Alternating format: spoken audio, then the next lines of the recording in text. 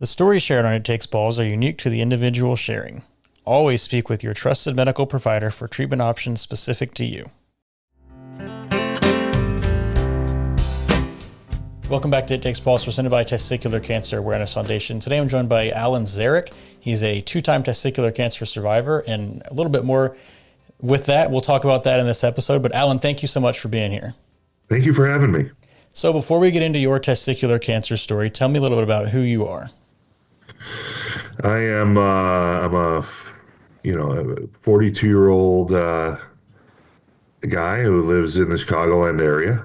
I've lived here my whole life. I've got family, two kids, 11 and 9, almost 10 years old. And I do international shipping for a living. We do a lot of weird stuff when it comes to shipping, and it's a fun time and a fun career. And outside of that, I'm a gymnastics dad, a karate dad, and just try to do the best I can. And you didn't mention that you have a booming bass voice. You could be Darth Vader or something. Yeah, I've been a couple of times. People have pulled me aside asking if I do audiobooks and things like that. And I do not have the time for any of that. All right. Well, let's talk about your testicular cancer. So I know you were first diagnosed when you were 19. So tell me about kind of what led up to that diagnosis. Yeah. So when I was 18, turning 19, this was after my first year of college. I do remember noticing, at that point we had, in high school, I'd had the education about testicular cancer, but like every other kid, didn't really think too much about it, and can't happen to me. And I remember feeling a little bump on my testicle and really not doing much about it. And then, of course, ignored that area for a while. And one day when I was just doing a check in the shower to see if that was gone, I realized that my testicle, my left testicle, was quite big. So, started the process of going to doctors. Initially, they thought it was a blockage, and then eventually ended up at a urologist who took about 2.5 seconds to look at it and saying, "I don't like this one bit." And so that kind of started my journey. I think a week later I had the orchiectomy, and then shortly after that I was down with the oncologist at St. Joseph's in Chicago, and starting chemotherapy. So were you doing self-exams with the intention of discovering testicular cancer, or how did you find exactly that lump that you found? Yeah, so I was on occasion, I was from learning that in school. When I was in high school, I kind of always did it every once in a while, but you feel this small little itty bitty bump, and had I gone at that point, I'm pretty sure I would not have needed additional treatment or anything, other than the orchiectomy. And, but I ignored that little bump because, it's just nothing. I must have just done something here. And, it ended up being testicular cancer. So what was, when you got diagnosed and they said it was testicular cancer, I mean, you were 18, 19, obviously an adult, but, still young. What was that like with you and your parents, and you just finished your first year of college? Sure. I was actually so young. I was still 18 years old. So I got diagnosed at the end of August of 2001.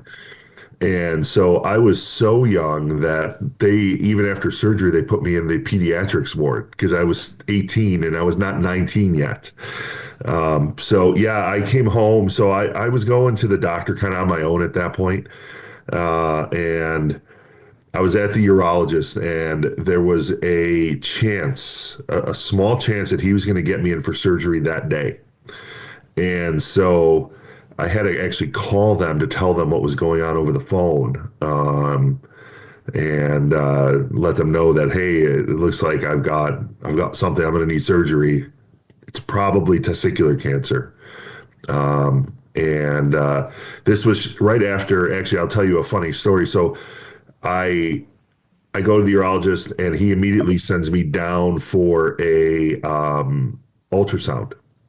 And when I walked into the waiting room for the ultrasound, my best friend was there unexpectedly. Like, just, it was a complete random thing. And he was there with his mom. So actually, my best friend's mom knew what was going on before I even had called my parents. Wow. Yeah. What was your friend in there for? Not testicular cancer. That'd be crazy. No, he had to have an ultrasound or something else. His ultrasound was like of his abdomen or something. Mine Okay. was, the most uncomfortable ultrasound you'll ever have. Yeah. So, So when you finally did get to tell your mom, what was that like? um, I'm a pretty positive guy, so I kept it positive. I just explained it. I think it was hard for everybody here. I think it was confusing at that point because they didn't really know what was going on. I wasn't sharing a lot of, oh, I'm going to the doctor for this or that. They didn't know what was going on. So, they were pretty shocked. And I wish I would have not had to tell them over the phone, but it was at that point in time, there was no other option. Yeah. So your next step, you did BEP, correct? I did do BEP, yes, 4 cycles. So 4 cycles, were you stage 3? I was stage 2, Okay. but it was very aggressive. It went from zero, like I had, in 2 weeks, I went from a CAT scan of they didn't see anything to a golf ball sized tumor in my abdomen. Mm. So it was a very aggressive mixed germ cell. There were I believe there were 3 types of cancer, if I remember correctly, within that. So it was, they wanted to treat it right away and treat it aggressively. And back then, 20 years ago, the first step was chemo, Yeah. So not like it is today. so being in college and then going through chemo, I mean, did you take a semester off? Or were you able to kind of continue your education? No, I had to take a semester off. So I had partied too much the year before, anyways, so they really weren't keen on me going back to school. So I was going to go to community college at home, but I could not have done both. It was too much. It was, 1 week straight of chemo, and then then just going in on a Wednesday for the bleomycin, then the next Wednesday for the bleomycin, then another straight week with everything. So, there was no way I could have done school and that at that point. did you have anything like notable happen during chemo? I mean, what was it like losing your hair? Did you have any side effects, any allergies or anything? Yeah, so my first day of treatment, and I'm trying to remember which one it was, which drug, but one of them I had a reaction to where I almost passed out. So I had to take Benadryl every day before they would give me, which was a whole nother journey because that burned a lot going in me because they would give it to me through the IV, and that was painful every day. And then I would sleep the rest of the time. But so the Benadryl was the only thing that really that stopped any of the reactions. Losing my hair was fine. I mean, at that point, I'm a huge Chicago Bears fan, and Brian Urlacher was like the number one Bear at that point, and he was bald. So, you know, that was cool. And to be honest with you, in the winter when I would take my hat off and steam would come off my head because it was so cold, that was a lot of fun. But yeah, I mean, losing the hair was fine. I lost my appetite. I really didn't eat much as I would order half the menu because I'd feel so hungry. And then I'd take like 2 bites and be done. Um, but yeah, I mean, overall, I mean, chemo was tough, but I was also, a kid at that point still and 19. So I was really able to handle it well. And I was lucky with that. Yeah. Do you have any lasting side effects from it, like hearing loss or neuropathy or anything? Yeah, so the neuropathy lasted a few years, but the hearing I have issues with. I have tinnitus in both ears, pretty bad, but I'm used to that now. And then recently, At some of the conferences I go to for work, I at times will have trouble hearing, and I really attributed it to hearing loss. And so I went to an audiologist. And although I do have certain hearing loss, they said it's the weirdest hearing loss they've ever seen. Just the range or the tone, whatever they call it, the decibels of where it's at. It doesn't affect me like hearing, and hearing aids don't help me either. But it hurt. What she thinks is that I think it's a bleomycin that hurts your hearing. She thinks that it kind of damaged some of the receptors. So if I get really tired, then the issue is that processing the words that people are saying, and that's where my hearing quote unquote loss can come in at, because I'm just not processing it correctly because I'm just mentally exhausted. Yeah. Back in 2001, they didn't have. We work closely with Finnick Pharmaceuticals, and they've developed a drug. And I'm not going to go down the thing because I'm not a doctor, but this drug helps kind of reduce the risk of hearing loss from the Sure. cisplatin. So, yeah, I mean Oh, cisplatin. Okay. that's a huge development nowadays that hopefully guys in the future won't have to deal with the tinnitus. But Yeah, yeah, I I mean, mean, everything's changed now, and I'm sure we'll get into that shortly. But yeah, I mean, my treatment protocol probably would have been very different, uh, if I had gone through this now the first time. yeah. That So you had testicular a second time. How long was it between your first diagnosis and your second diagnosis? 22 years. Wow. So did you do your 5-year surveillance after the first time, and then they were like, "You're good," and then you didn't consider Yeah, it? yeah. My doctor was like, I need to see sick people. So, yeah, he was like, you're done, you're good. I think my surveillance was 9 years, to be honest with you. I think I ended up going every year for 9 years. But yeah, after a while, he was like, "No, you're good. I don't need to see you anymore." And so yeah, and I thought and hoped that that was the end of my cancer journey for a long, long time. And I'm going to jump back actually. So after your chemo, the golf ball, I assume, had gone away, or did you have the RPL&D? I did not have the RPL&D, so the golf ball had gone away. Okay. Initially there was some scar tissue, so they watched that just to make sure that that's what it was. But no, that had gone away. Gotcha. Okay. So after those 9 years of surveillance, I mean, had you kind of moved on, or was it always something in the back of your head that you were worried about coming back? Or I never thought about it coming back. You know, I mean, as you get older, obviously there's things you worry about, and once you have kids, there's more things you worry about. Um, but I never would have guessed that I would have had testicular cancer a second time. yeah. And speaking of the kids, I assume both of those were conceived naturally after the first time before your They second. were. Yeah. Okay. Yeah. When I was, before I went through chemo, I had went and banked sperm. And to be honest, another awkward situation because my dad took me down. So it was like, all right, I'm going to go into this room. I'll see you later. Um, but because we didn't know. I didn't know if I'd be able to have kids naturally or not. But yeah, I mean, which actually really helped because, there was never any pressure because we couldn't have kids. It was because of me, you know. And so there was never any pressure there. And then, we had Charlotte in 2013 in August, and 17 months later, Oliver came. Nice. And so I have two very healthy kids, and I'm very fortunate for that. And they came naturally. Well, congratulations. That's awesome. Thank you. So, okay, you were diagnosed 22 years later. So how did the second time present? The second time presented very similar to the first time in some ways. I had a large testicle again. However, this time I had pain. So I literally had thought, I did something, pulled something, had some inflammation.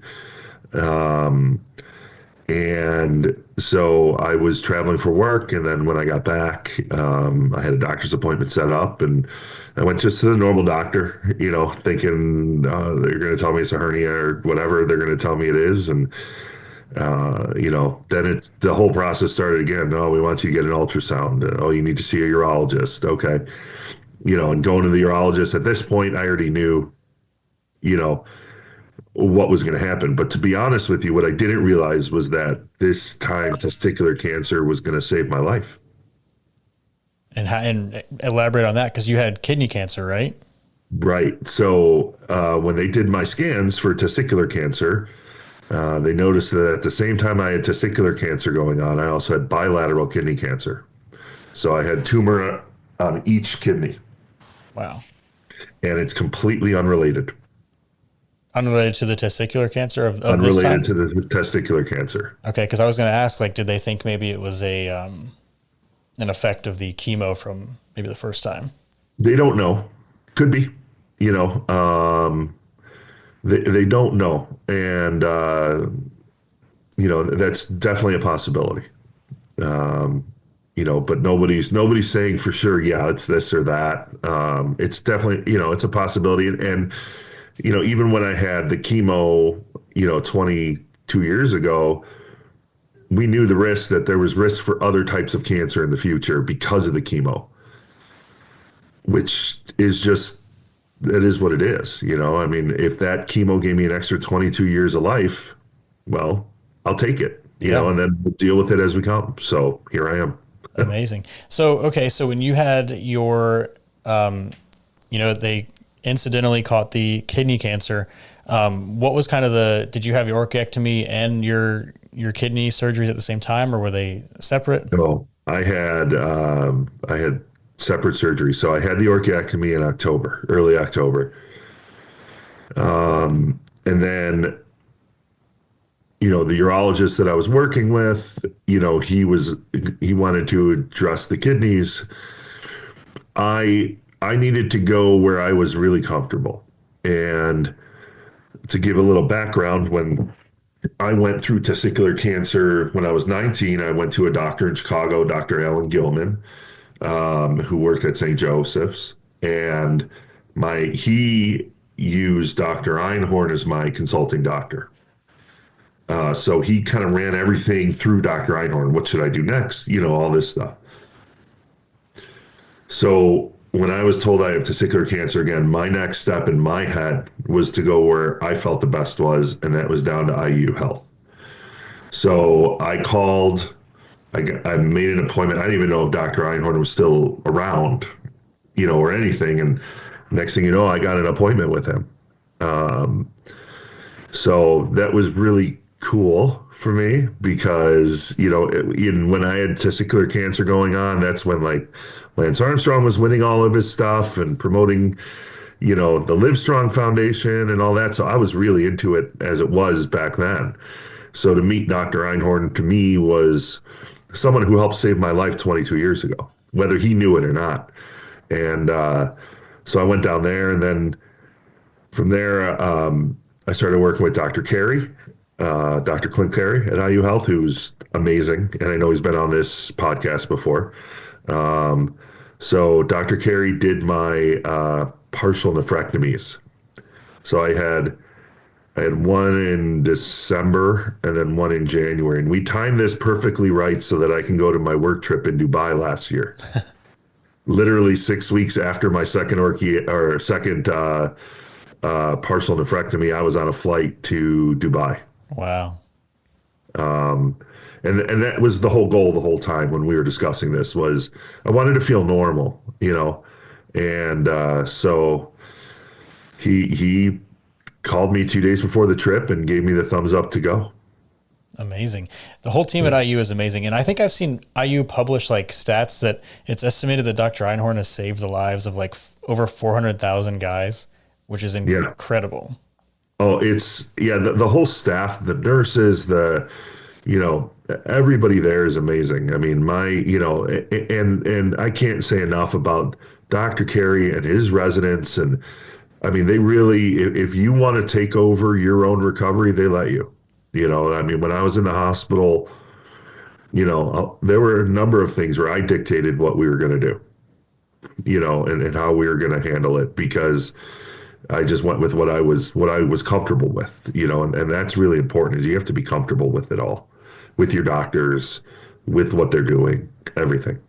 Yeah. Just out of curiosity, and you won't have heard this episode yet because it's coming out after we're doing this interview, but I interviewed an anesthesiologist, and one of the big concerns about anesthesia is, oxygen after bleomycin.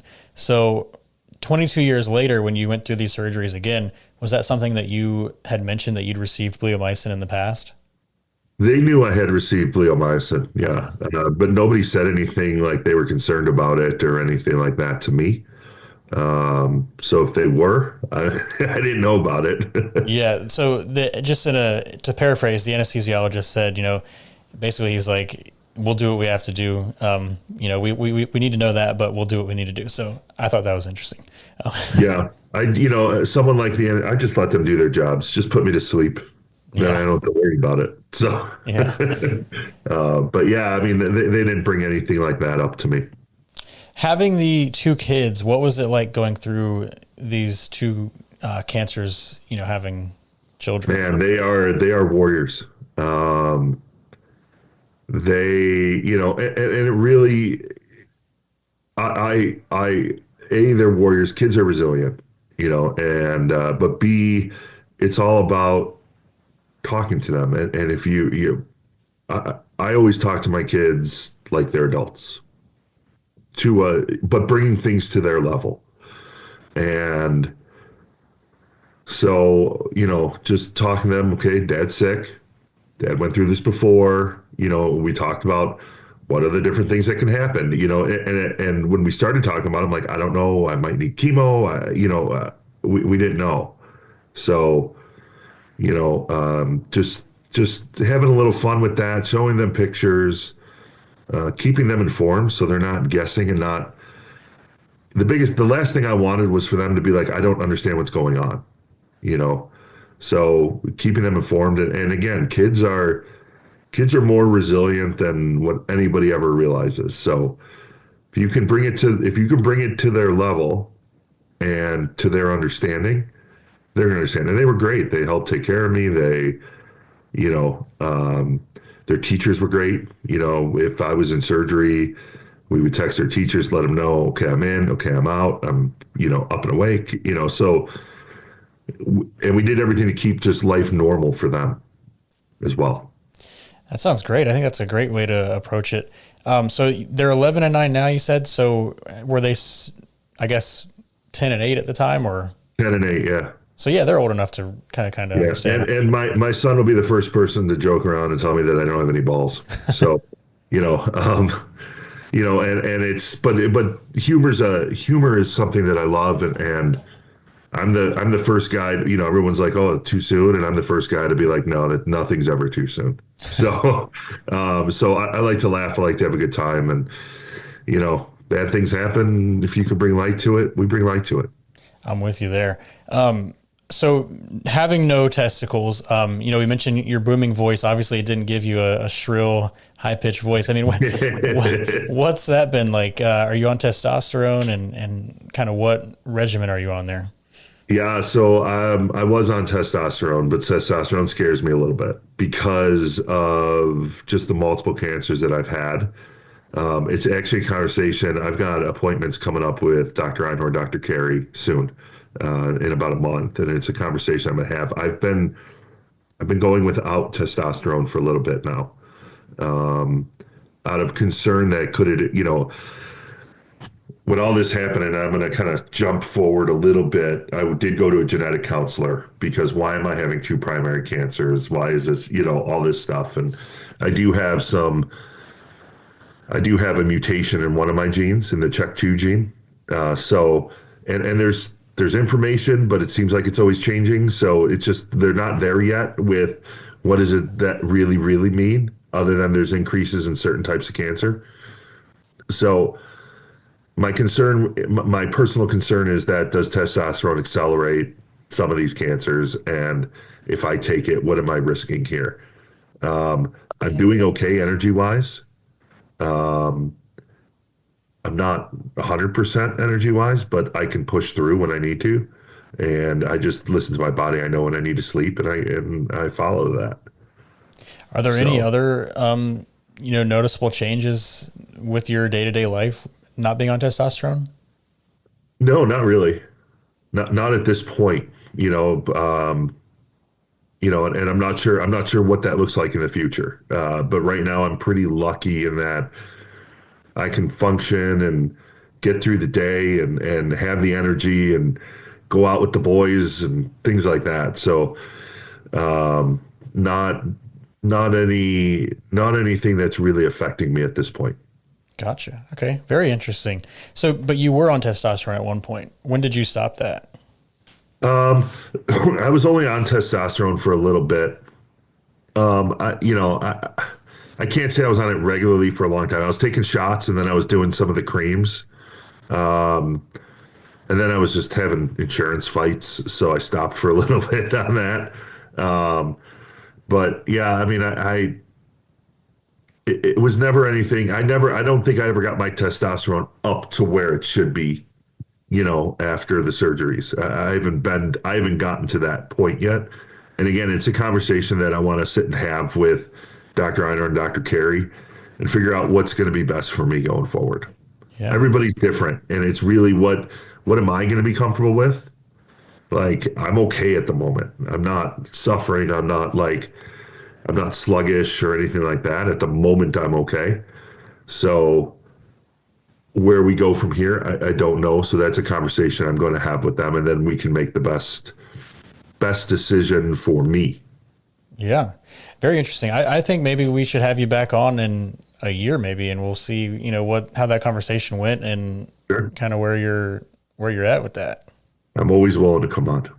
So I'm all about, it's really important that men learn to speak up, go to the doctor, and not be ashamed of stuff like this. You know, I walk around with no testicles. I don't really care. And I don't care if you know that I have no testicles. Like, if you're gonna sit there and look down on me on it, oh well, I don't, that's your problem, not mine. Nothing's changed about me. And hey, you're a little bit lighter for the international shipping. You a little bit less charge on that. I'm a 6'6" guy. I'm never light. So, what's the surveillance like now that you have lost both testicles? Are they still watching you for any testicular cancer, or are they watching your Yeah, kidneys actually, more? funny. This morning I just had a blood draw at the house. So they've got me doing, it's with a company called Natera, I believe. But they're checking for the DNA of the testicular cancer in my blood. And then I've got scans coming up here. So I'm on like the 4 month. I'm not at 6 months yet. I'm still on the 4 month regimen of the scans. So when I get back from Dubai here next month, I'll be going in for another scan. My last scan was a little scary. There was something on my pancreas, so I had to go in for the endoscopy. And when they did the passes over my pancreas, it was all inflammation. Everyone, we were a little worried. We were going to deal with it, whatever it was. But one doctor thought it was potentially pancreatic cancer. Another doctor thought it was the kidney cancer spreading, and then one doctor thought it was possibly inflammation. So I had three opinions, and it ended up being inflammation, which was amazing. Yeah. Do you go into these scans with the scanxiety, or do you kind of just Oh, wait until you get the result to? no, the skin anxiety is real, as real gets. It's everything starts hurting right before the scan, abdominal pain, Yeah. all this stuff. So, yeah, the skin anxiety is real, but you also just have to remind yourself that you have skin anxiety. Yeah, I'm 100% with you on that too. Do you have any advice for guys who maybe have just been diagnosed? Because this podcast, if we'd love to reach people before they're diagnosed, but it's mostly people who are already Sure. affected. So, somebody who's just been diagnosed and they found this podcast looking for resources, what would you say to them? Yeah. Listen to your doctors. Don't feel sorry for yourself. There's many of us who've been through this. You can get through it. Have a positive attitude. And reach out to us. I mean, reach out to me, reach out, I know, especially if you're going to IU, Dr. Carey has my number and he knows he's allowed to give it out. And if anybody reaches out to you, Steve, and they want to reach out to me, you can put them in contact with me. I've got, you've got all my information. So, um, yeah, just, you know, do what the doctors tell you to do, but go into it with that positive mindset that you're going to get through it because you will. Great advice. Is there anything else that you want to add that we didn't already touch on? I mean, there's so much. I mean, there's so much to the story, and everybody's story is a little bit different, yet all the same. You know,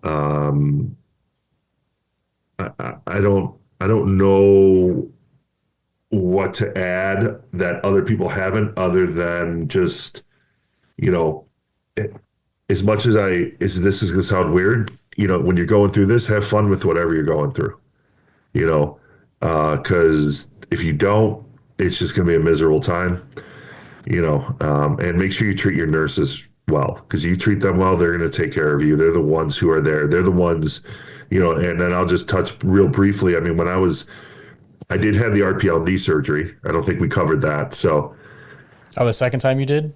yeah. Okay. Yeah, let's talk about that. Oh, sorry about that. Yeah. So I did in May, last May, I had RPLD. So when I got back from Dubai, in April, I had a scan and it showed a tumor in my abdomen and one of my lymph nodes. So they went and did a biopsy. And of course, they came back as testicular cancer. So I went and Dr. Carey did my RPLND. And so that recovery was probably the most difficult out of them all.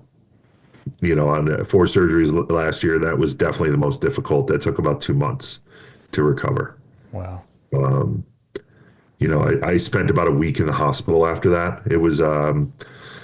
I was having trouble just with bowel movements and whatnot. And, but this is where I'm telling you, if you get to know your nurses will protect you. Your nurses will give you advice that maybe even the doctors won't, because they know you. So when I was going through after the RPLND, I was throwing up. I wasn't going to the bathroom at all, and I started throwing up some dark liquid. And my nurse came to me, and the doctors were like, well, they were talking about an NG tube goes down your nose and into your stomach to pull everything out. And the doctor's like, well, maybe we should wait. Not ready for the NG tube yet. And my nurse came to me and looked at me and she goes, I think you should do it. I think you should do the NG tube now. I'm here. Her shift was about to end, but she's like, I will stay and do this for you. Because at that point I had a really good rapport with her. And so she stayed after her shift. I agreed to it because I listened to her, you know, and again, this is where I'm involved in my treatment and how what's going on. And I made the decision to do the NG tube. And it was probably the best decision sitting there to do. You know, when I look back on it, as uncomfortable as an NG tube is, it got me out of there probably a day earlier than if I would not have done it. So at least, yeah, it's really important. You know, if I could say anything is treat your nurses with utmost respect, because they're the ones they're kind of the front line of everything for you. And when you're going through treatment or surgery or whatever it is. Absolutely. Yeah. Being married to a nurse, I 100% agree. Yeah. And I'm sorry, you have that on your sheet. I missed the RPLD somehow. Oh, it's all good. Yeah. Dr. Carey probably knows his way around the inside of you like the back of his hand now at this point. He did say that he was tired of doing operations on me. So, yeah. You know, and I can't say enough of Dr. Carey, Dr. Einhorn, and that whole staff. You know, if there are a lot of great doctors in the U.S., but if you truly are concerned or have questions, I can't encourage you enough to reach out to them. I mean, they're the ones who change the game. They're the reason that the RPLND is now the first route to go to instead of chemo. You know, and I don't even think that's a standard protocol around the country yet. I think it's going to be soon. But, you know, if they can do RPLND over chemo, they prefer to do that. And I get why now, you know. But years ago, yeah, it was a different story. So it is. If you're going through RPLND, I would recommend Dr. Carey. He does 3 or 4 of those a week, as opposed to most urologists who do 3 or 4 a year. 100%. Yeah, Dr. Carey is the man. He did mine as well. And I'm going to Indianapolis for a wedding in September, so I'm trying to see if I can play golf with him before the wedding, but we'll see. Oh, nice. Well, if you get a tee time, I'll come on down if you want. Yeah, for sure. Hey, I mean, I I'm live in down. Northwest Indiana, so I'm right here. Oh, perfect. Yeah, I'm no good. I'm good at losing balls, but and hey, I guess you are too. But Yeah, exactly. but yeah, Alan. Hey, thank you so much for being on It Takes Balls. I really appreciate it. Absolutely. Thank you for having me on, and anything I can ever do to help, and if anybody ever needs to talk, I'm always available.